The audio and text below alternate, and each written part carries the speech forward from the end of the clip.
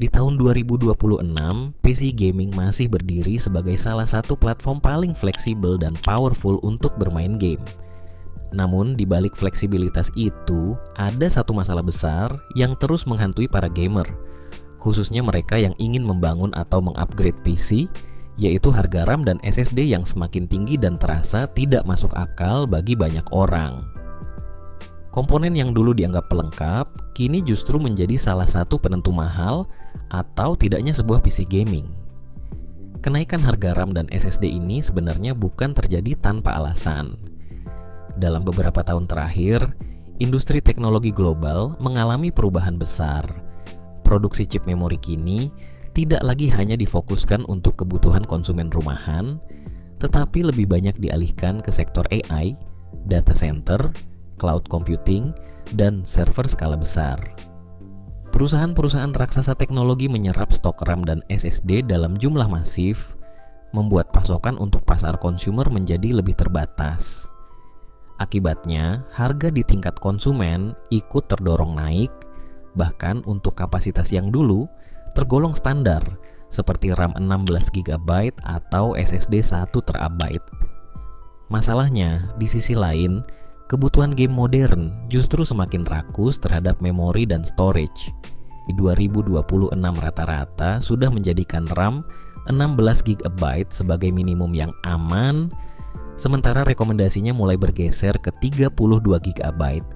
Belum lagi ukuran game yang semakin tidak manusiawi, di mana satu judul saja bisa memakan ruang 100 sampai 150GB.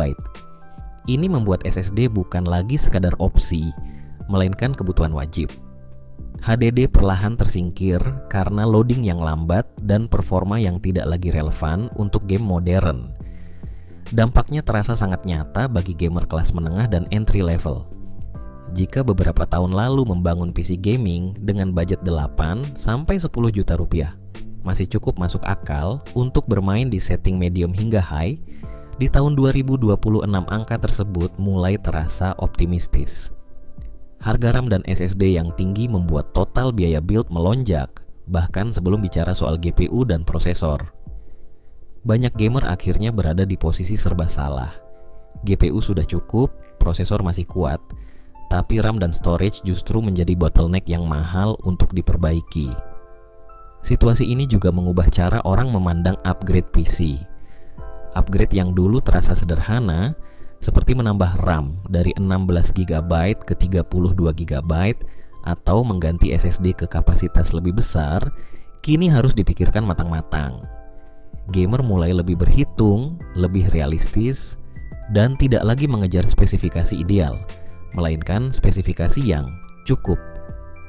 PC gaming di 2026 bukan lagi soal siapa yang paling tinggi speknya, tapi siapa yang paling cerdas memanfaatkan komponen yang ada. Menariknya, kondisi ini justru membuat ekosistem PC gaming beradaptasi. Banyak gamer mulai kembali melirik pasar second hand untuk RAM dan SSD, meskipun dengan risiko tertentu. Selama kondisinya masih sehat dan harganya masuk akal, opsi ini menjadi penyelamat bagi banyak orang. Selain itu, tren upgrade bertahap semakin populer. Gamer lebih memilih fokus ke komponen yang paling berdampak langsung ke performa game, seperti GPU, sementara RAM dan SSD ditingkatkan pelan-pelan sesuai kebutuhan nyata, bukan sekadar ikut tren. Di tengah semua tekanan harga ini, PC gaming sebenarnya belum kehilangan daya tariknya. Justru sebaliknya, PC tetap unggul dalam hal fleksibilitas, modifikasi, backward compatibility, dan kebebasan memilih game serta platform distribusi.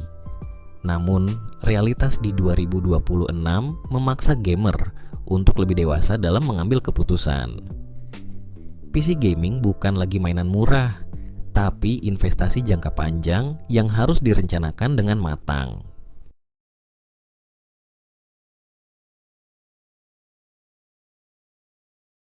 Kesimpulannya, nasib PC gaming di tahun 2026 tidak bisa dibilang suram, tapi juga tidak semudah dulu.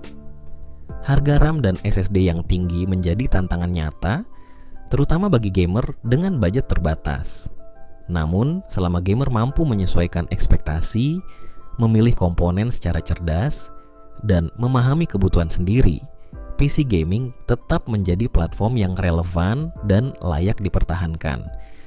Di era ini, bukan soal siapa yang punya spesifikasi paling tinggi, tapi siapa yang paling bijak membangun PC-nya.